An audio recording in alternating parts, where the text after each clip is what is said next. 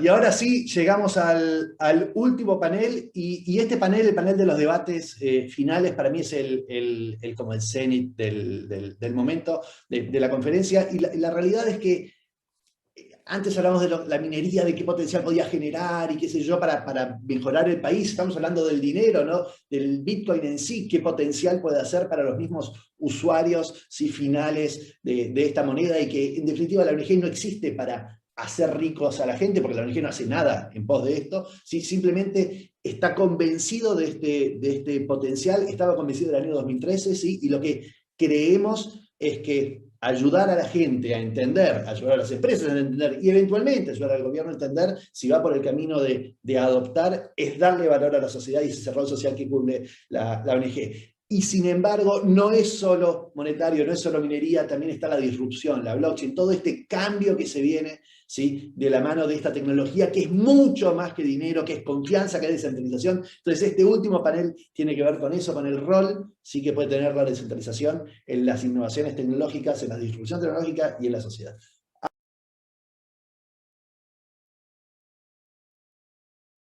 Y amigo personal, gracias José por estar acá y perdón también por los retrasos. Adelante.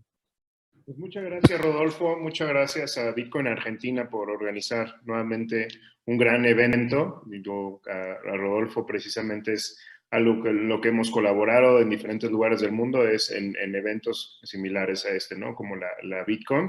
Y pues bueno, como menciona, vamos a tener un panel para cerrar el evento llamado El impacto de la descentralización en la revolución tecnológica de la sociedad. Yo soy José Rodríguez, soy director de Blockchain Land en Talentland. Talentland es el mayor evento de ciencia, tecnología, innovación y negocios en español en línea. Y antes de la pandemia también éramos uno de los eventos más grandes en Latinoamérica, donde pues, llegaron a asistir 60,000 personas, y ahora en la pandemia, en uno de los mayores eventos que hemos tenido 4 millones de personas conectadas. Aparte de esto, pues bueno, a Rodo, a Diego y a diferentes personas del equipo también tengo el gusto de conocerlos ya desde hace casi 10 años, a través de pues, los diferentes proyectos y emprendimientos que han tenido, y pues para mí también es un gusto poder compartir con ellos este panel. Y pues para comenzar, a mí me gustaría presentarles a cada uno de nuestros panelistas y que dieran una breve intro de quiénes son y cuál ha sido su trayectoria. Y me gustaría comenzar con Silvia Torres Carbonell. Silvia, si pudieras, por favor, dar una breve intro. Bienvenida. Muchas gracias. Bueno, un placer estar acá. Me acuerdo cuando Rodolfo me invitaba así en sus inicios, 2013 creo. Bueno, yo soy Silvia Torres Carbonell, soy fundadora y directora del Centro de Entrepreneurship del IAE, que también fue muy pionero, tiene más de 22 años, fue el primero que existió en la Argentina, el IAE Business School. Soy promotora de emprendedores e innovadores desde hace más de 25 años casi, y soy inversora también en startups. Bueno, tengo distintos roles en la Fundación Endeavor, en ASEA, en distintos lugares del ecosistema emprendedor. Y estoy muy contenta de acompañar hoy en este panel. Me gusta la temática porque no es solamente el Bitcoin, sino que esto es otra cosa, esto es una revolución más profunda, más disruptiva. Pues muchas gracias a Silvia Torres por acompañarnos en el panel.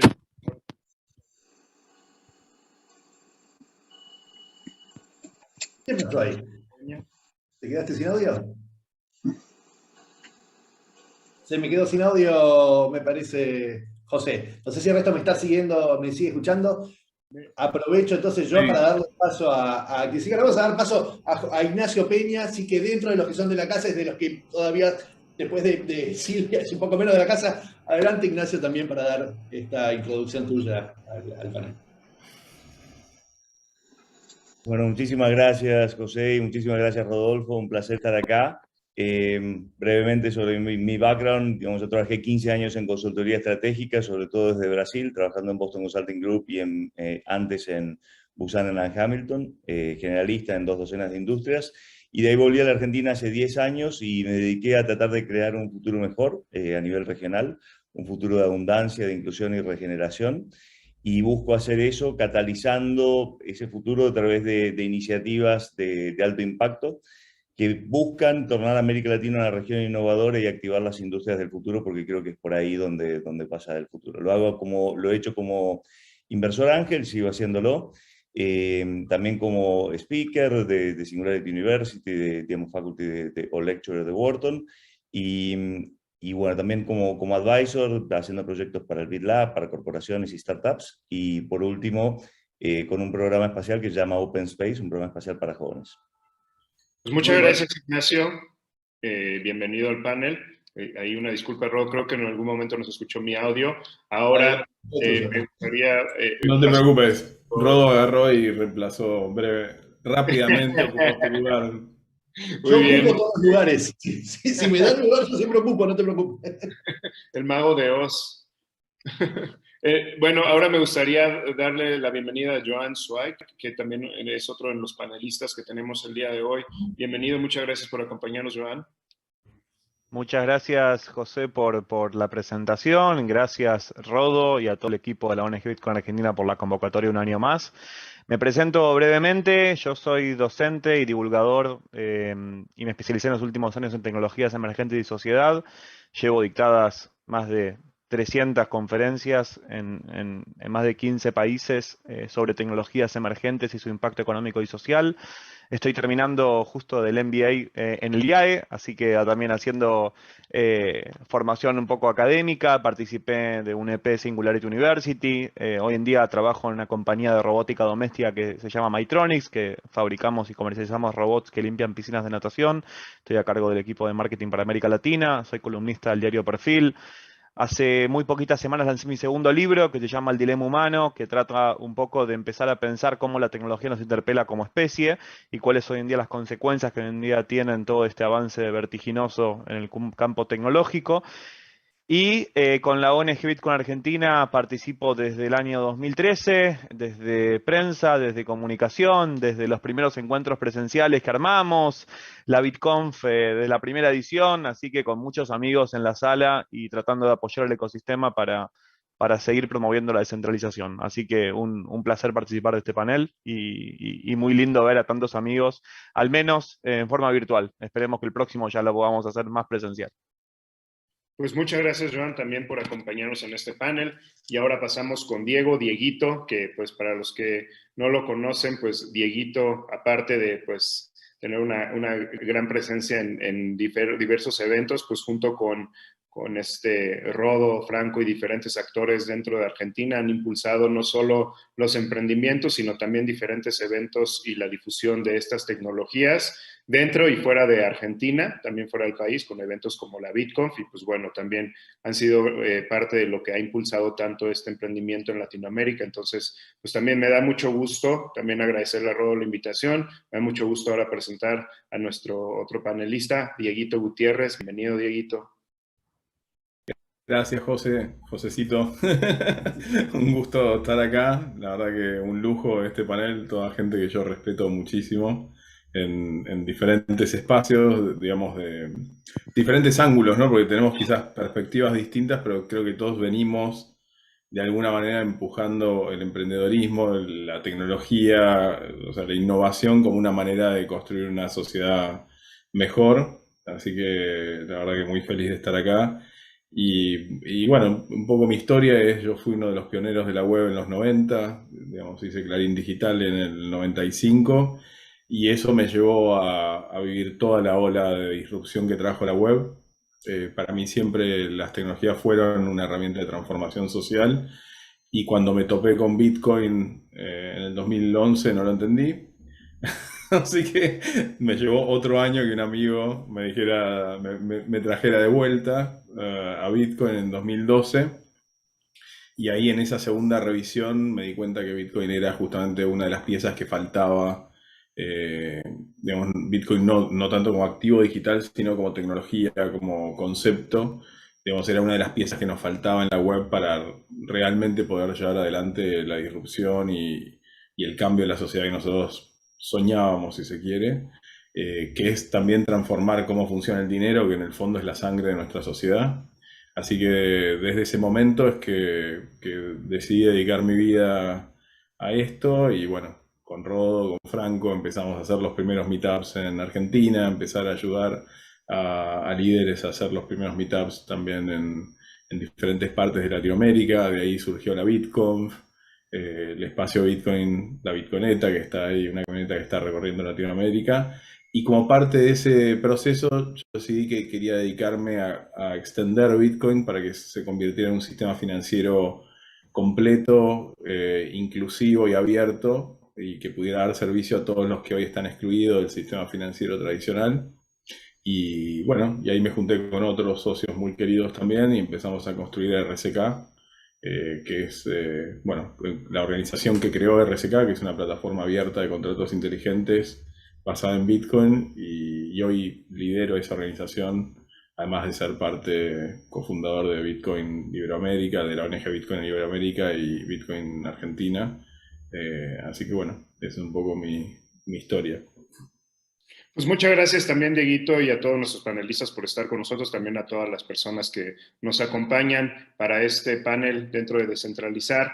Y ahora ya entrando en el tema, como mencionaron, se va a hablar desde el tema de descentralización y centralización, sus ventajas y sus desventajas, no solo desde el punto de vista de Bitcoin, pero sí tomando en cuenta que, pues bueno, es uno de los puntos centrales que nos reúne en este evento, porque pues precisamente es lo que ha hecho dentro del sistema financiero. Tradicionalmente solo los empleados y solo las personas de gobierno relacionadas con los sistemas financieros podían crear, integrar o crear diferentes soluciones, y pues ahora ya hemos visto no solo en Bitcoin y las criptomonedas, sino en diferentes industrias sus ventajas, y pues bueno, también como se mencionó aquí en las presentaciones de los panelistas, pues es algo que tiene ya algo de tiempo. Entonces vamos a ir a diferentes preguntas donde pues bueno, cada uno de los panelistas va a decir quién es el primero que quiere contestar, si hay algún otro que también quiera complementar o contestar, para seguir con estas preguntas y para conocer los diferentes puntos de vista.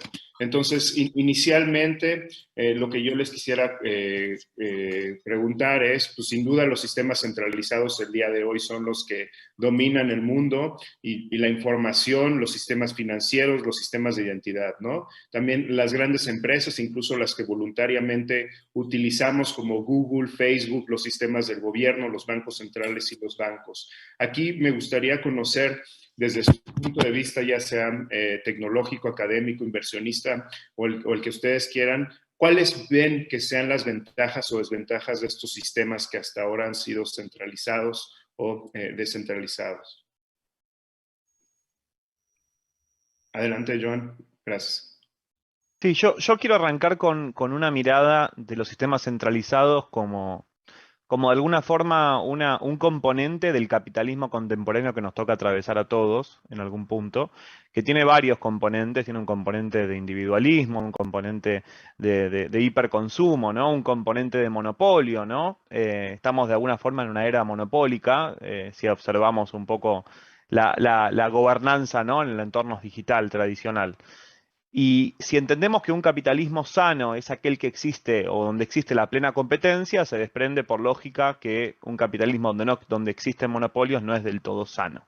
Entonces, la gobernanza digital, por falta de esta competencia o esta era monopólica, de alguna forma empieza a mostrar que el capitalismo tal como lo conocemos está en jaque o está en quiebre. Y respecto a la centralización, el control centralizado tiene varias desventajas que podemos nombrar como la primera, creo que es la más evidente, ¿no? Que es que hay una única fuente de datos e información disponible, y estar centralizados da, por ejemplo, problemas a que haya mucho tráfico de esa fuente de información y que en ese lugar donde se guarde todo, o que también el posible riesgo de pérdida de datos e información, cuando los datos o la información desaparecen. Y también, por otro lado, creo que los gastos son potencialmente mayores en sistemas centralizados que en descentralizados, ¿no?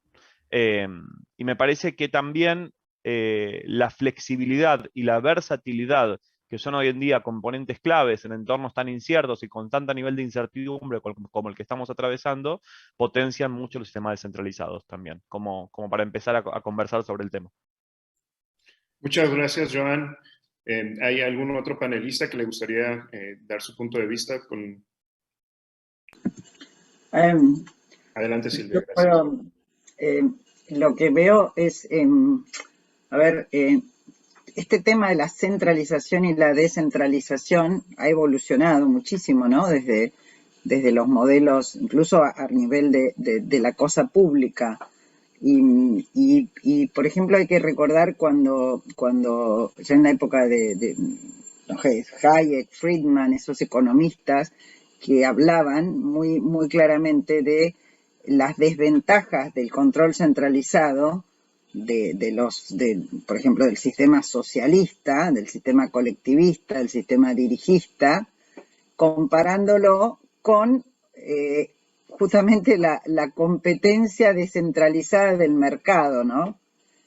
Pero John ahora dice cómo ese era un capitalismo, ¿no? De alguna manera, en el que esa competencia descentralizada se daba, pero después aparece este tema de la tecnología que nos está llevando hoy a este capitalismo en algunos temas, en la tecnología monopólico, ¿no? O sea que me parece que hay, si uno analiza a lo largo de la historia, ha habido todo un shift desde lo que era la centralización, y si lo mirás desde el punto de vista político y económico, al modelo de descentralización. Y ahora estamos como, bueno, ni hablar, esto podemos después hablarlo, como la pandemia también ha traído una nueva vuelta parecería a necesidad de centralizar, ¿no? Frente a una amenaza, los gobiernos se cierran para centralizar. En fin, creo que esto, más allá de hablar del blockchain sino de los conceptos, eso quería comentar. Muchas gracias y sin duda, ¿no? Lo que se menciona por ambos panelistas. Ignacio, adelante. Sí, yo creo que tenemos que separar tres niveles de conversación acá. Creo que hay un nivel tecnológico, hay un nivel económico y hay un nivel político, digamos. A nivel tecnológico creo que estamos viendo una revolución tecnológica como nunca vimos, y creo que esa revolución parece ir en la dirección de la descentralización. Lo vemos primero en todo lo que tiene que ver con la generación de contenido, por ejemplo, lo que estamos haciendo en este momento, o digamos todo lo que eran los websites, generación de podcast, de lo que se les ocurra, digamos. Hoy cualquiera puede generar contenido con un celular, tenemos millones de personas generando contenido, lo cual creo que es un primer paso. Creo que blockchain y creo que de modo general las finanzas digitales de modo general permiten también la descentralización de las finanzas. Pensemos, en vez de tener sucursales, tenemos cada persona con un celular pudiendo hacer operaciones financieras que antes se podían hacer solamente en decenas de miles o cientos de miles de sucursales alrededor del mundo. Perdón, cientos de miles. Pero también vemos eso, por ejemplo, en lo que es producción de energía. Entonces empezamos a ver todo lo que es generación de energía solar o energía eólica de forma distribuida, y empezamos a ver que vamos a dar soluciones donde cada casa va a poder producir su energía, y creo que también están surgiendo tecnologías que permiten descentralizar la producción o el abastecimiento de agua, digamos, capturando agua, por ejemplo, del aire, ¿sí? Vemos sistemas que van a permitir o que ya permiten la descentralización de la producción de alimentos, como por ejemplo hidroponía o carne cultivada, donde vamos a tener, digamos, centros digamos, métodos de producción que no necesitan pasar por puntos centralizados, sino que vamos a poder tener comunidades abasteciéndose de alimentos, inclusive familias abasteciéndose de alimentos. Y creo que esto se da en una serie de otros campos, como podría ser la educación, en fin, distintas necesidades básicas. Si vemos comunicaciones, también lo que vemos es que empezamos a ver una descentralización desde el punto de vista de la tecnología, de las comunicaciones, con el surgimiento de Starlink, con, digamos, hoy unos 1000 y tantos satélites, pero, digamos, con una proyección de solo en esa red 30.000 satélites. Hoy hay 3.000 satélites orbitando la Tierra en funcionamiento. Vamos a pasar a tener más de 100.000 nuevos satélites en la próxima década siendo lanzados. Y si lo vemos todavía más fuera de la caja, estamos hablando de la descentralización de la actividad económica de la humanidad, convirtiéndose en una especie interplanetaria, empezando a apuntar a colonizar la Luna y Marte y después el resto del sistema solar. Entonces, nada, creo que a nivel tecnológico claramente hay una descentralización. A nivel económico, yo creo que lo que estamos viendo es una concentración, y esa concentración se da, digamos, por ejemplo, en contenido, digamos, y concentración de valor económico alrededor de Google. Por ejemplo, Google o Apple han creado, digamos, un valor desproporcional, y lo vemos también en lo que son los startups. Y creo que lo vemos claramente también en blockchain. Si vemos el nivel de concentración en términos de las 1000 personas que más blockchain tienen, es un porcentaje muy elevado, entiendo que es algo de 40%. Si vemos el porcentaje de minería que es hecho por los top miners, también es altísimamente concentrado. Si vemos también stablecoins, ni hablar, digamos. Y también podría argumentar que tener una moneda global en vez de decenas de monedas descentralizadas geográficamente, implica un cierto riesgo, digamos, de centralización, ¿sí? Entonces, ahí hay que tener un poquito de cuidado. Y después hay otro nivel que creo que no debería ser confundido, que es cómo se organiza una sociedad. Y ahí, en ese sentido, yo diciendo de John, que, digamos, creo que la economía de mercado nunca, digamos, no ha habido ningún sistema que haya generado tanta riqueza y tanto bienestar como lo que vive hoy la humanidad, y eso se debe a un sistema de economía de mercado y a la competencia, digamos. Entonces, definitivamente tenemos que buscar competencia, digamos, y buscar la descentralización económica. Hay un problema que las tecnologías digitales intrínsecamente llevan hacia monopolios naturales, y creo que eso lo vamos a ver muy claramente con, por ejemplo, inteligencia artificial, lo cual es altamente peligroso. Pero desde el punto de vista de modelo de sociedad, creo que tenemos que tener muchísimo cuidado con pensar que el capitalismo está quebrado, porque creo que lo que estamos viendo es todo lo contrario. Digamos, pensamos en economías dirigidas, como por ejemplo Rusia, y no nos consiguen abastecer de vacunas Sputnik, mismo que les paguemos. En cambio, uno piensa en la economía de mercado como Estados Unidos y te regalan en el aeropuerto vacunas. Creo que es bastante claro que, digamos, economías dirigidas como la de Venezuela o la de Cuba no dan resultados y no llevan a la prosperidad de las naciones. Muchas gracias, Ignacio. Por último, Dieguito. Bueno, yo justamente digamos, quería como aportar algunas cosas en términos de que para mí descentralización y desintermediación son cosas distintas, ¿no? Y en ese sentido, justamente los diferentes panelistas como que iban mencionando diferentes facetas, pero son cosas distintas. Yo creo que todos los sistemas, digamos, sociales que tenemos hoy han utilizado la intermediación como un mecanismo de escala, ¿no? De escalar. El sistema político donde votamos o elegimos un representante para que tome las decisiones políticas por nosotros o gestione la sociedad por nosotros, es un mecanismo que permitió a las sociedades escalar, porque tecnológicamente era la manera de coordinar grandes conjuntos humanos. Lo mismo con los intermediarios económicos, ¿no? La intermediación económica no es algo, digamos, los bancos y demás surgen como un mecanismo para poder gestionar la economía en una cierta escala con la tecnología existente.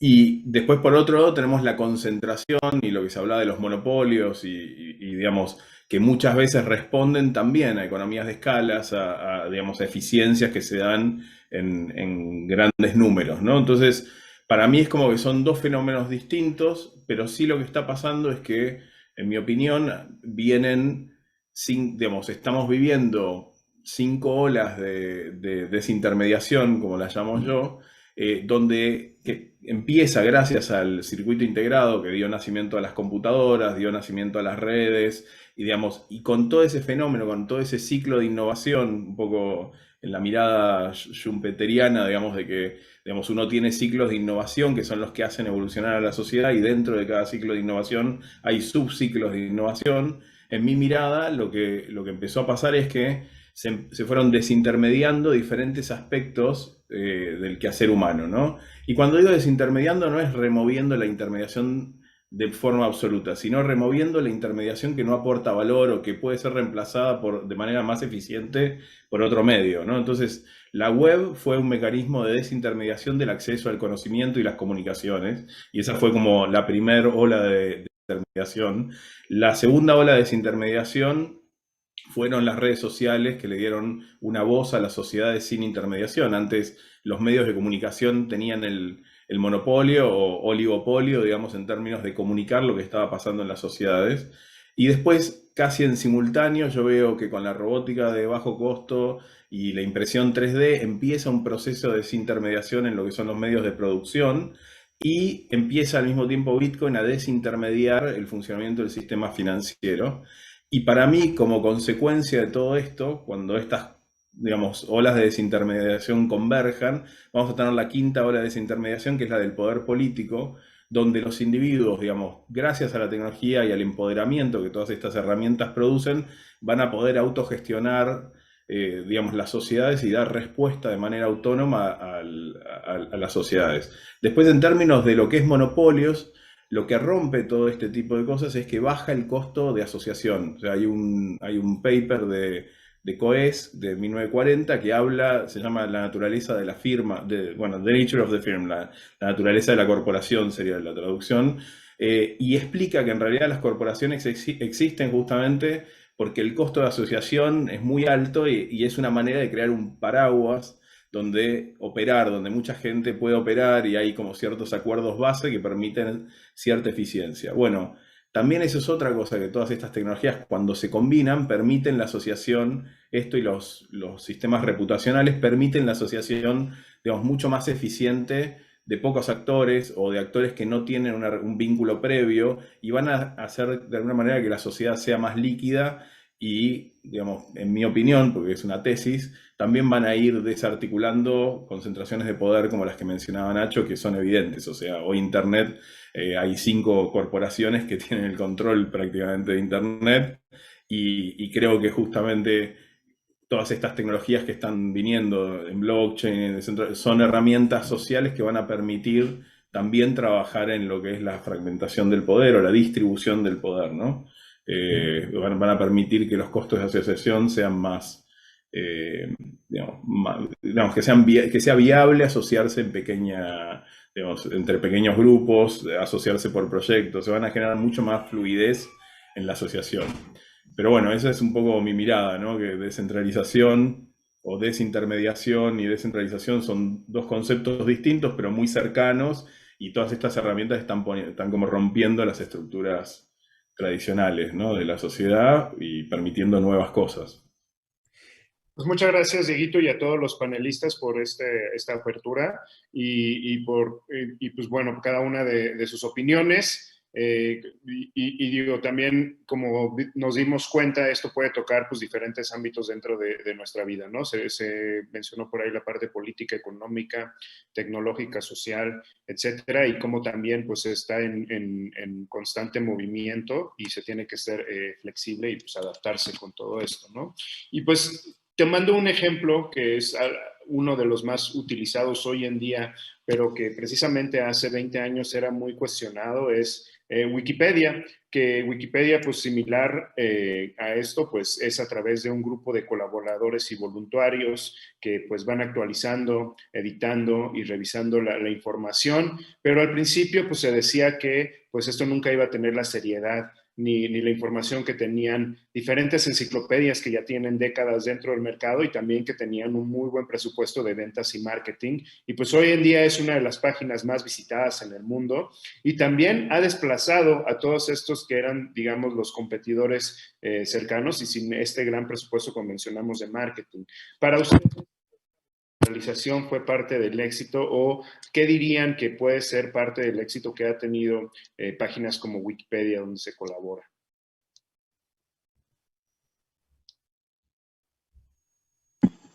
Yo puedo hacer un comentario de esto, más allá de la parte, o sea, de lo tecnológico. Yo creo que Wikipedia es lo que hoy yo llamo una gran red de inteligencia colectiva, ¿no? Acá hay conceptos claves como red, como de transferir poder, transferir control, pero me parece que este concepto de red, con una tecnología que lo permite, porque la tecnología es el gran habilitador de los trabajos en red, no hay para mí ese es uno de los primeros relacionados con este tema, ¿no?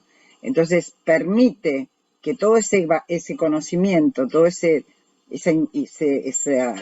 todo ese conocimiento que estaba distribuido en millones de personas del mundo se pueda volcar a través de una herramienta tecnológica, como en este caso fue Internet que lo permite, y además se ejerce, ya no hay un control centralizado en una autoridad o en una, que puede ser un individuo o una organización. Hay como un control cruzado y está demostrado que funciona.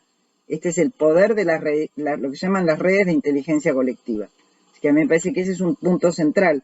Cuando esto uno pudiera pensar cómo lo extendés a otros ámbitos, miren, yo solamente voy a decir una frase respecto a la tecnología que a mí me impactó hace más de 2 años, de un pensador, un entomólogo americano que se llama Edward Wilson, que él decía que la humanidad está hoy enfrentando un dilema, ¿no?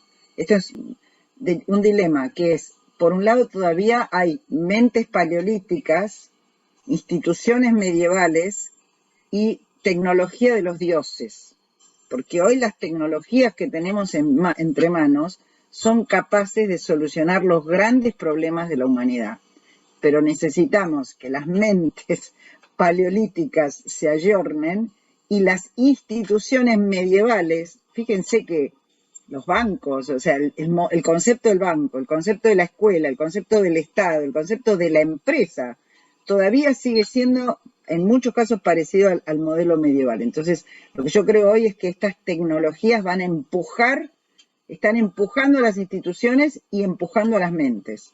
Y mi última observación, la pandemia ha hecho que muchas mentes y muchas instituciones a la fuerza se tengan que ayornar, ¿no? Pero bueno, creo que el concepto de red de inteligencia colectiva me parece que es muy importante. Participativa también, participativa.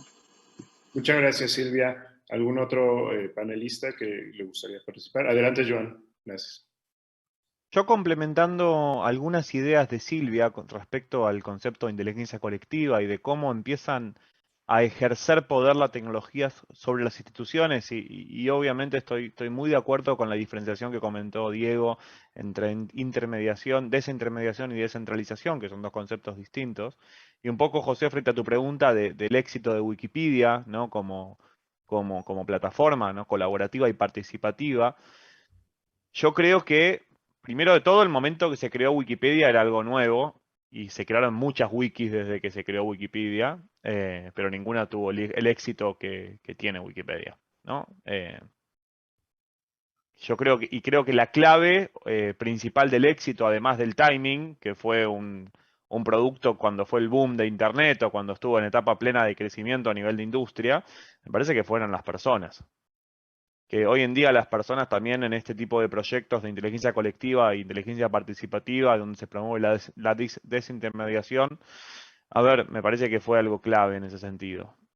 Y sin las personas no hubiese tenido el éxito que tiene hoy en día, y me parece que fue uno de los factores primordiales, ¿no? Además de que de su modelo, de ser gratuita, ¿no? De la colaboración de las personas. Y me parece que eso lo podemos traspolar hoy en día a muchas otras tecnologías emergentes, ¿no? Y Diego comentó, por ejemplo, la impresión 3D, que en el año 2005 se liberaron las patentes, y esta descentralización de la producción, ¿no? Que promueve la impresión 3D. Y las criptomonedas o el boom de las criptomonedas me parece que está también vinculado en ese sentido, a cómo uno puede empezar a generar arquitecturas para que las personas puedan construir, puedan colaborar, puedan participar y puedan interactuar. Entonces me parece que el modelo de Wikipedia fue un modelo que empezó a promover esto.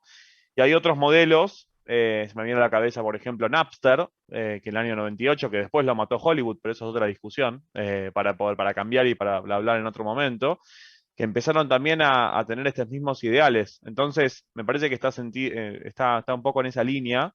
Quería complementar esto con Silvia, y creo que es algo como una especie de bola de nieve, ¿no? Cuando ya muchas se convierten mucho y se vuelve cada vez aún más, y un poco parece que está pasando eso también en el entorno de las cripto, para complementar un poco estas ideas. Yo, José, quería comentar algo, o Nacho, vos querés No, decir. dale vos primero.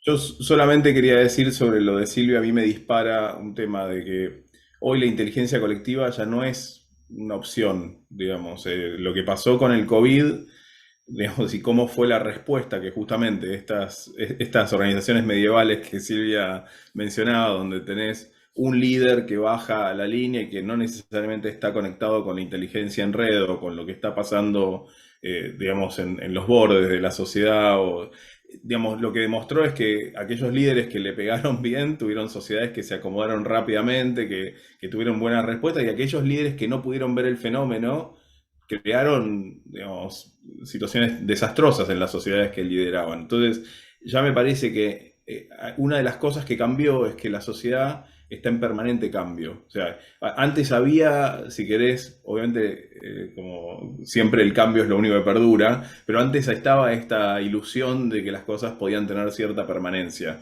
De pronto, en 100 años había pocos cambios relevantes en la sociedad. Hoy estamos en un momento donde cambian todas las cosas tan rápidamente que esa ilusión de certidumbre ya no existe, y necesitamos sociedades que se adapten, digamos, más rápidamente, y la única manera de generar esas sociedades es con la inteligencia colectiva, o sea, descentralizando si se quiere. Entonces ya la descentralización no es una opción o algo que uno puede elegir, sino que es una necesidad para dar respuesta al mundo en el que vivimos hoy.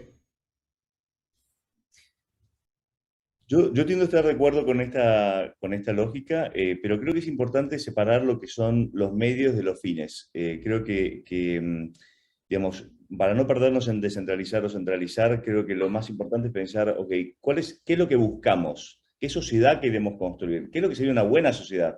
Porque en una era de cambios permanentes podemos muy fácilmente empezar a perder el rumbo también. Entonces, tener una idea de norte que creo que es muy importante. Por eso, digamos, yo creo que hay que buscar un futuro de abundancia, un futuro de inclusión, donde erradiquemos la pobreza, y un futuro de regeneración, donde podamos tener, digamos, cumplamos nuestro papel de custodios de la naturaleza y sanemos lo que hemos destruido, ¿no? Ahora, ¿cómo se logra eso? Bueno, cuando vos te fijás, ¿qué es lo que genera abundancia? Es innovación. Punto aparte, ¿sí? Ahora, digamos, y ahí también hago una pequeña, digamos, diferencia con lo que decía Joan, que creo que no es competencia perfecta, que tiende a ser estable, sino que reconocer de que hay ciertas cosas que tienden a monopolios naturales y buscar que esos monopolios naturales tengan la vida útil más corta posible a través de la innovación schumpeteriana, que es la innovación disruptiva, la innovación que propone algo completamente nuevo. Y por eso creo que lo que necesitamos es, digamos, cada vez más gente como Diego, o digamos, como Rodolfo, o como Santi Siri, gente que busca un ideal digamos, un cambio para bien, y busca traer esas innovaciones que permiten ese cambio para mejor. Y por eso creo que, digamos, con Silvia estamos justamente apoyando, y también viene trabajando sobre estos temas, pues justamente lo que buscamos es esa evolución hacia una sociedad mejor.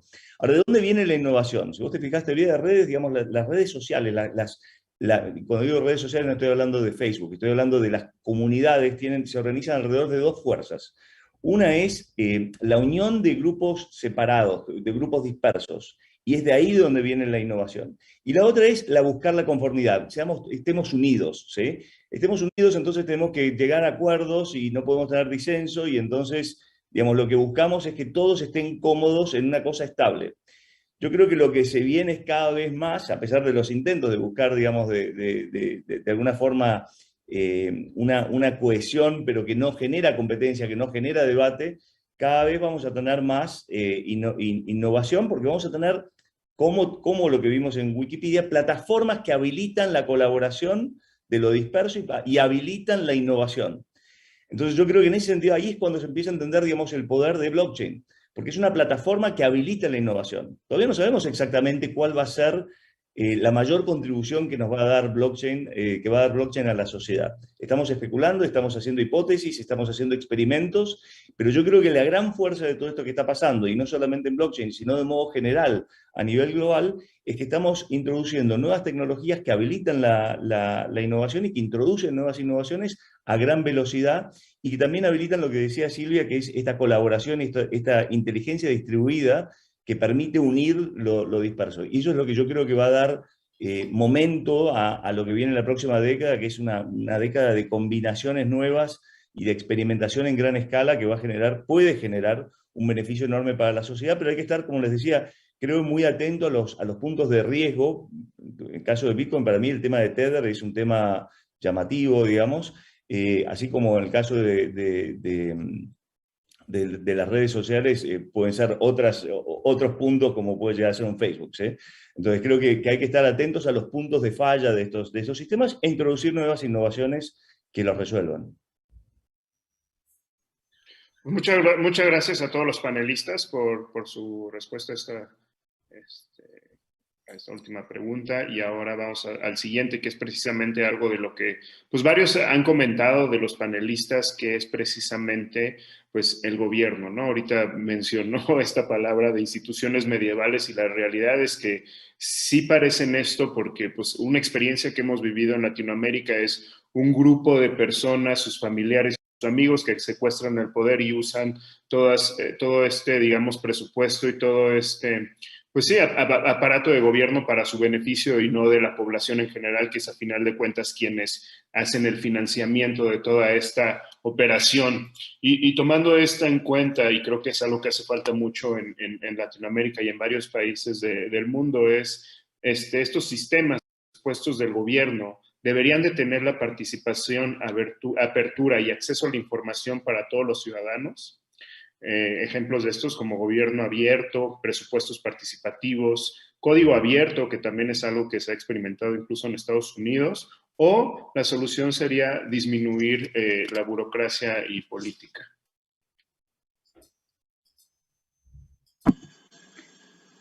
Yo creo que necesitamos ambas.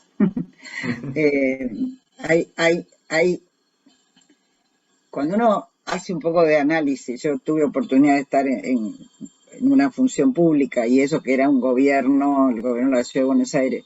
Cuando uno hace un análisis de la cantidad de layers, digamos, que existen para que se tomen las decisiones y las decisiones lleguen al impacto que se buscan, bueno, obviamente hay que hacer, yo considero que es innegable que es necesario reducir las burocracias, y la tecnología lo permite. Lo que pasa, seamos realistas, es que cuando uno descentraliza, obviamente quita poder, porque transfiere poder de unos pocos, o de un individuo, o de una organización, o de un grupo de individuos, lo distribuye entre muchos. Y eso trae, o sea, hay mucha gente que se va a seguir y se va a oponer a esto. Entonces hay que entender que esto además es una batalla cultural y de valores también, de valores, porque eso es por un lado. Y el otro punto es que cuando vos descentralizás a nivel gobierno, ¿no? Cuando haces los estados más grandes, más chicos, los estados nacionales más chicos, y empezás a bajar, y eso también es descentralizar, es bajar a los niveles más locales. Entonces, cuando vos bajás al nivel local, ahí sí es posible los presupuestos participativos, los gobiernos abiertos, porque las decisiones están más cerca de los problemas que tiene y de la gente que tiene los problemas. Vos no podés poner un presupuesto participativo abierto, el presupuesto nacional. Es imposible, porque no tenemos conocimiento, o sea, son tantas las variables que juegan. Pero si vos empezás a llevar, yo tuve oportunidad de trabajar, fundé un partido vecinal en su momento acá en San Isidro, y uno de los temas que proponíamos era justamente en un municipio chico, donde hay mucho más acceso lo primero es acceso a la información, y empezás a bajar, combinás descentralización con localización, diría yo, y además con red de participación, con estas redes de inteligencia colectiva, los resultados cambiarían muchísimo. Y yo creo que esto tiene que ver con los manejos políticos, pero justamente bajando. Y el otro tema es también el concepto famoso de la subsidiariedad, o sea, un Estado en todos los niveles debería hacer solamente lo que no puede hacer el privado y la sociedad civil. Y hay muchas cosas que el privado y la sociedad civil no pueden hacer, y pero son muy pocos por el otro lado, y son aquellos en los que el Estado se debería involucrar. Entonces, pienso a veces sueño con hacer un gran hackathon de todos los creativos innovadores que hay en nuestro país, supónganse, los del Bitcoin, los de la inteligencia artificial, y ponernos juntos a decir, nada, ¿cómo solucionamos lo que vive un país como el nuestro, que tiene todo el talento material, de recursos y de personas, y estamos en una decadencia que y no es solo de Argentina, Latinoamérica? Tenemos que crear algo distinto, no se puede salir evolucionando de donde estamos, hay que crear algo distinto. Bueno, perdonen que me fui un poco, pero me pudo mi pasión. Muchas gracias. Buenísimo.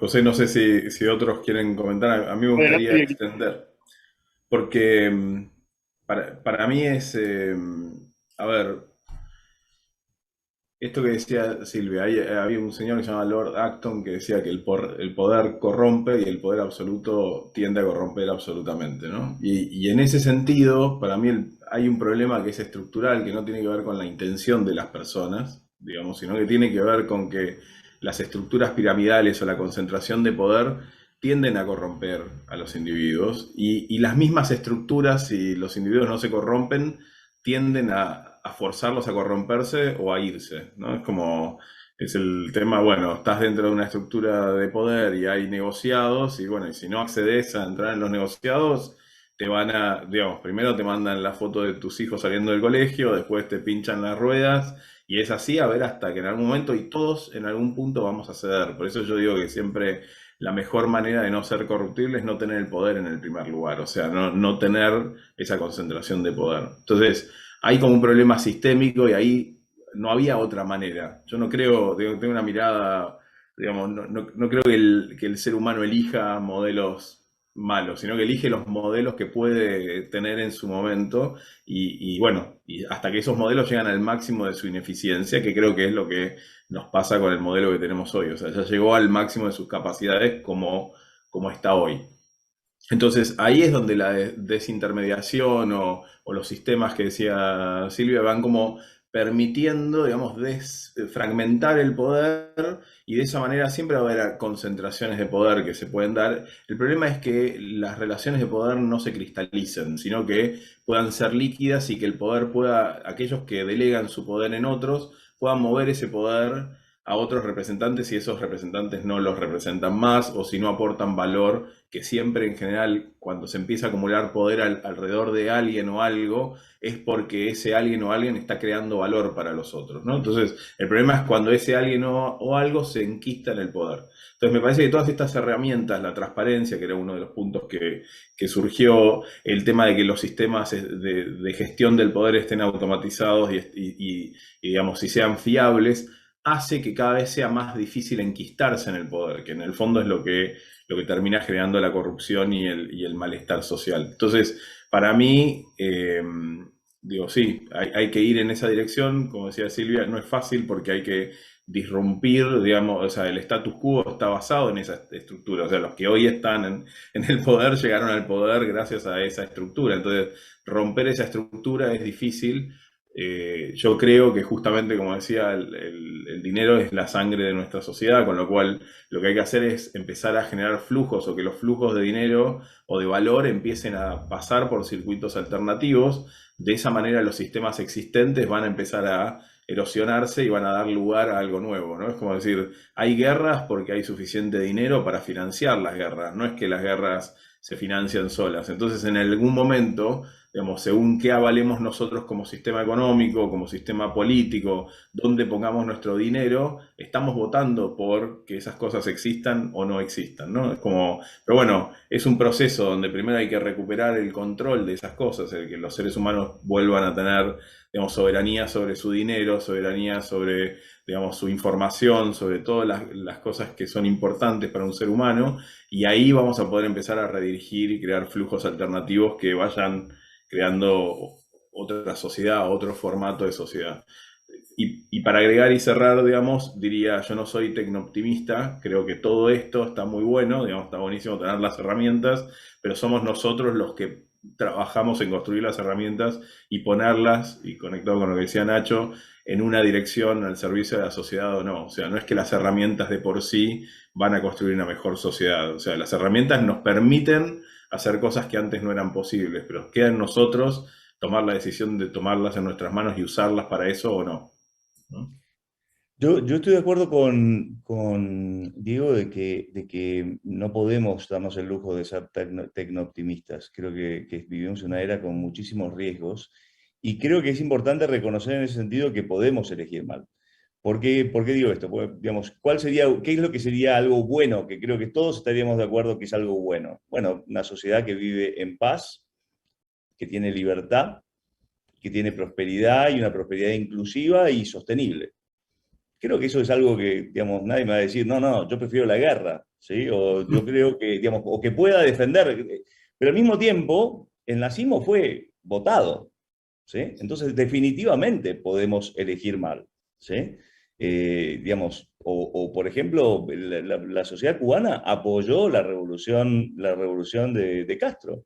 Digo, en Venezuela se dejó pasar lo que pasó y creo que tenemos que tomar conciencia de que hoy estamos viendo, como decía Silvia, un problema que ataca los valores, digamos, y ataca las instituciones y la educación y demás, que tiene que ver con un marxismo cultural, un marxismo que busca establecer un régimen que no lleva a la prosperidad, que no lleva a la paz y que no lleva a la libertad para, en línea con lo que decía José, beneficiar a un grupo muy chiquito de personas, y eso está pasando a nivel de América Latina, y creo que eso de forma predecible va a llevar a mucho sufrimiento innecesario.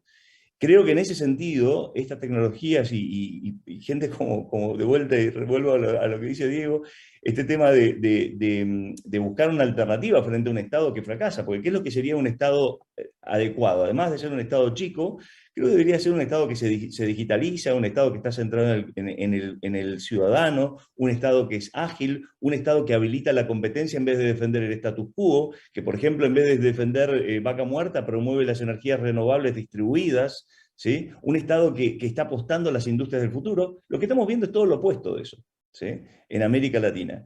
Entonces, nada, creo que lo que vamos a ver lamentablemente es un Estado nacional con una importancia muy fuerte en la mayor parte de los países de América Latina, moviéndose lentamente o rápidamente hacia el pasado y llevándonos a una era de sufrimiento innecesario en vez de ser, digamos, ágil y habilitador. Y creo que lo que vamos a ver es que las ciudades van a ser de alguna forma refugios, digamos, los gobiernos locales van a conseguir adaptarse mejor y van a competir más para traer soluciones innovadoras. Pero bueno, también esto depende de nosotros, como decía Diego, ¿no? El futuro no está escrito, lo podemos escribir nosotros y creo que la esperanza está ahí, la posibilidad de un futuro mejor está ahí, pero es muy importante tener en claro los riesgos que enfrentamos. Me gustaría agregarle a Nacho, que coincido plenamente en su visión. Todos buscamos la cohesión social también. Todos queremos vivir en sociedad, convivir y poder, y el bienestar, ¿no? Y un poco complementando la visión de Diego, de Silvia. A ver, creo que el mundo hoy en día está muy dividido, vivimos en un mundo muy fragmentado, y mismo la tecnología tiene esas dos grandes religiones, ¿no? El optimismo tecnológico y quizás más el mundo más apocalíptico. Y creo que esto no es una discusión de si blancos o negros, Black Mirror, supersónicos, Bitcoin, dólar, Bitcoin Ether o lo que fuese. Creo que la tecnología está dando claramente respuesta hace varios años a este paradigma, y las cosas terminan conviviendo en algún punto, ¿no? Y el mundo termina teniendo una cohesión y una convivencia.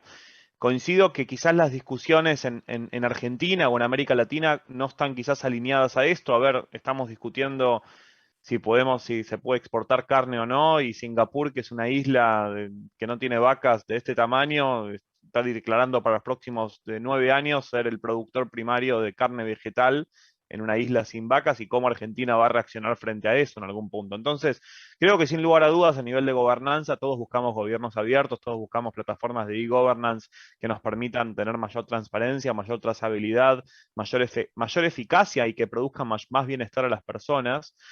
Creo que las computadoras ya han acelerado mucho los servicios gubernamentales y es un camino a seguir para reducir la burocracia, y otras tecnologías también están en ese camino.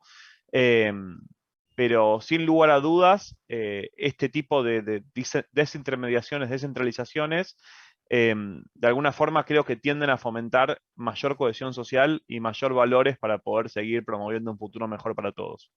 Ahí conectando con lo que dice Joan, que me parece, tocó unos puntos que me parecen súper importantes. Yo creo a ver, creo que hay un punto fundamental que es el tema de la religión. Digamos, a veces terminamos convirtiendo la religión, a la tecnología en objeto de culto y pensamos, lo convertimos como una especie de Dios, o pretendemos ser dioses a partir del uso de la tecnología. Y yo creo que en parte el problema es que estamos centrando digamos, el debate en el poder. Veo eso también, por ejemplo, cuando se habla de las familias patriarcales y demás. El centro del debate que se plantea, y esto es netamente marxismo cultural, digamos, es decir, no, el centro del debate es poder, y por lo tanto siempre hay un conflicto entre los que lo tienen y los que no lo tienen. Y eso tiende a dividirnos. Yo creo que la clave para crear un futuro mejor es centrarse en el amor. Y creo que personalmente, yo creo que, digamos, el amor que viene de Dios, o sea, yo creo que digamos, cada uno puede buscar su camino espiritual, pero yo creo que es muy importante salir de las discusiones solamente de poder y reconectar con el amor.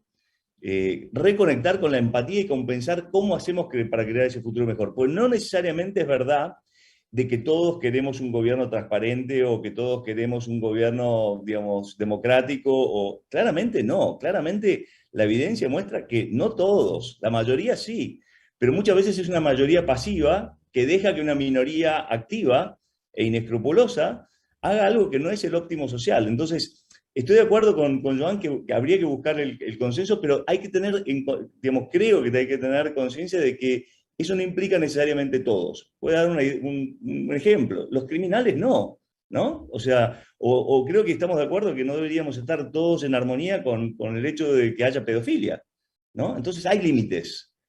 Hay límites, y creo que es importante no olvidar eso, digamos. O sea, porque si no podemos correr riesgos de caer sin quererlo, en situaciones donde habilitamos cosas que no son buenas.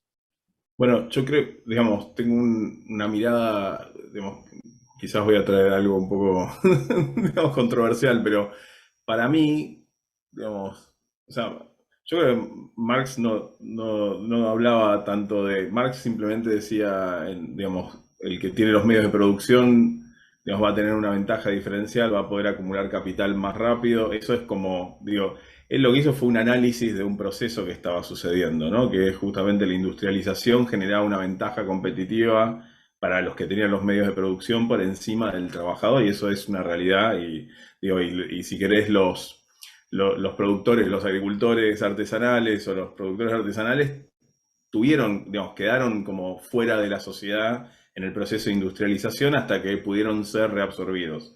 Yo creo que los ciclos de innovación hacen eso, generan una ventaja muy grande para cierta parte de la población, digamos, ¿no? Es lo que Negroponte hablaba en el Digital Divide, la brecha digital, que hoy la vemos, digamos, esa brecha digital se va ampliando, va generando diferencias. Entonces, hay una realidad que es que todo ciclo de innovación, y ahí coincido que esto no puede ser solo sobre tecnología, digamos, genera, si querés, inequidad o diferentes niveles de acceso, ¿no? Cuando la gente habla de la meritocracia y dice, bueno, libre mercado como única solución, yo ahí no estoy de acuerdo, porque yo lo que digo es, si fuera libre mercado y todos partiéramos del mismo punto de partida, bueno, ahí podríamos hablar de una meritocracia. Pero la realidad es que no todos partimos del mismo punto de partida. Algunos recibimos grandes herencias, otros recibimos económicas, otros grandes herencias culturales, otros grandes cerebros, otros grandes, digamos, cuerpos atléticos. O sea,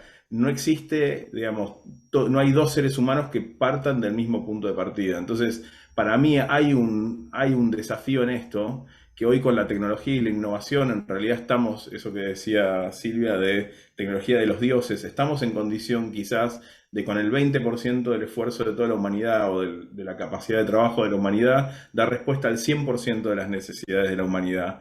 Entonces ya el ser humano como pieza en una maquinaria de producción deja de tener sentido, porque no podemos justificar la vida de todos los seres humanos simplemente como piezas de producción, que era el modelo anterior. Era uno trabajaba para poder generar la subsistencia, entonces el trabajo era lo que te daba sentido. Y en ese sentido hay un desafío como sociedad, porque vamos a tener que resignificar cuál es el rol del ser humano y pensar en esta transición donde quizás el 80% de la gente va a quedar desconectada del mundo que viene. ¿Qué vamos a hacer con ese 80%? Digo, vamos a encontrar un camino justamente porque para que haya armonía tiene que haber esta equidad, tiene que haber, todo ser humano tiene que tener la posibilidad de desarrollar su potencial al máximo. Y eso implica acceso a la alimentación, a la salud, a la educación, digo, al desarrollo emocional. Entonces, como que no alcanza siempre el mercado solo, y ahí lo que decías,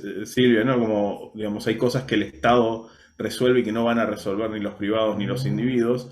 Yo creo que podríamos los individuos dar respuesta a esas cosas, pero no se van a resolver solas. Alguien tiene que, digamos, podemos entre todos, pero de nuevo tiene que estar la intención de encontrar un camino hacia una sociedad que no necesite del 100% del esfuerzo humano para subsistir y que pueda darle espacio a todos y la posibilidad de desarrollarse al máximo de su potencial a cada ser humano del planeta. Entonces, hay para mí desafíos si la tecnología triunfa y resolvemos el 100% de las necesidades de los hombres con el 20% del esfuerzo humano, hay un gran desafío en cómo vamos a transicionar hacia esa sociedad, digamos, y sin dejar a grandes partes de la población fuera de la sociedad, ¿no? Entonces, yo creo que no es tampoco tan sencillo de que armamos, digamos, ponemos la tecnología a trabajar, dejamos al mercado libre y va a haber una sociedad en paz y con felicidad, ¿no? Y hay algunos desafíos importantes porque incluso en los dilemas éticos de la humanidad, cada ser humano los resuelve de manera distinta. O sea, hay sociedades que priorizan el bien común por encima del individuo y hay sociedades que priorizan el individuo por encima del bien común, y las dos sociedades, digamos, hay gente que está más afín a una forma de ver la sociedad y otros que están más afín, y no creo que nadie pueda decir esta es la buena, sino en todo caso lo que tenemos que ir es construyendo esos contratos sociales y que la gente pueda elegir libremente a qué contrato social aplicar. Y creo que en ese sentido todas estas tecnologías ayudan, volviendo a la transparencia, a acuerdos entre personas que sean fiables. Todas estas tecnologías ayudan por lo menos a visibilizar cuáles son las preferencias de los seres humanos y a poder empezar a asociarnos libremente con la gente que es más cercana y afín a nosotros, ¿no? Perdón, Dieguito, se nos acabó ya el tiempo del panel. Sí, perdón. Perdón que yo... Silvia, Joan, Ignacio, habían para hablar todavía muchos más y otros temas, pero pues pasó muy rápido. Muchas gracias también a Descentralizar y a Bitcoin Argentina, y ahora paso la palabra a Rodo. Muchas gracias también por la invitación. Muchas gracias. Muchas gracias a ustedes. La verdad es que cada vez que tocamos este tema, ya lo habíamos tocado en su momento con Ignacio también en otra charla, y me quedé con muchísimas ganas de volver a tocar, así que cada vez que lo escucho, cada vez me quedo con más ganas de seguir escuchando y debatiendo sobre esto, que bueno, una de las cosas más lindas es filosofar sobre la vida. Sin embargo, una de las cosas que quería reflexionar es que es muy fácil prejuzgar a veces el rol, lo que trata de defender la ONG Bitcoin Argentina, ¿no? O sea, no estamos, vuelvo a decir, no estamos defendiendo una moneda, no estamos defendiendo plata, no estamos defendiendo que alguien se haga rico o no se haga rico. Lo que vemos, lo que venimos defendiendo con justo a Diego y otros miembros, básicamente con toda la ONG, pero cuando fundamos esto fue esta visión de que el potencial que tenía esta tecnología era un potencial disruptivo, no un potencial meramente económico. Y siento por la charla de ustedes y con lo que fuimos viendo a lo largo de toda la conferencia que pueden empezar a vislumbrar probablemente lo que nosotros dimensionamos, el tamaño de la dimensión de lo que entendemos que va a generar esta tecnología. Y bueno, nada, espero solo eso, que la conferencia se ha servido a algunos al menos, ¿sí? para tener una visión muchísimo más amplia de este tema y no la mera en la mera búsqueda de un beneficio propio y un retorno inmediato y una renta, digamos, de una mera inversión. Para nosotros es claramente muchísimo más. Les agradezco a todos los que estuvieron acá, a todos los que lo estuvieron viendo. Voy a agradecer particularmente nuevamente a Ámbito Financiero, que cubrió todo el evento en la home del diario. Agradezco, y que organizó con nosotros el evento, agradezco a Bitso y a Squantia, que fueron los main sponsors del evento. Les recuerdo a todos, inclusive a ustedes, porque ustedes también tienen que aprender todavía, sabrán mucho de filosofía, pero todos tenemos que aprender. Hay también la semana que viene va a haber workshops para profundizar sobre distintos temas. Si todavía no se registraron, porque están viéndolos del otro lado, regístrense en descentralizar.org para que les llegue la información de los workshops. Agradezco, bueno, todavía tienen tiempo para retirar el sticker, el POAP, el primer NFT, vamos a volver a hablar de NFT, el primer NFT que probablemente tengan y que van acumulando de cada evento que participan, les va a ir dando un NFT para ir diciendo estuve presente, ¿sí? Otra de las cosas que se descentralizan. Así que bueno, muchas gracias, particularmente muchas gracias a Mariana, que se llevó adelante gran parte de la organización del evento. Muchas gracias a Fernando, que estuvo atrás con los spots, con los speakers. Gracias a Jime, que estuvo atrás de todas las relaciones con los sponsors. Gracias a Fer Anthony, que estuvo atrás también con el tema de los cobros. Gracias a Ailu, que estuvo con el tema de la comunicación. Gracias a Manu, que estuvo con tema de speakers y de armado de contenido. Gracias a Diana y gracias a todo el mundo. Nos vemos en el próximo Descentralizar o nos vemos en la ONG Bitcoin Argentina muy pronto. Un abrazo y hasta luego. Gracias, abrazos.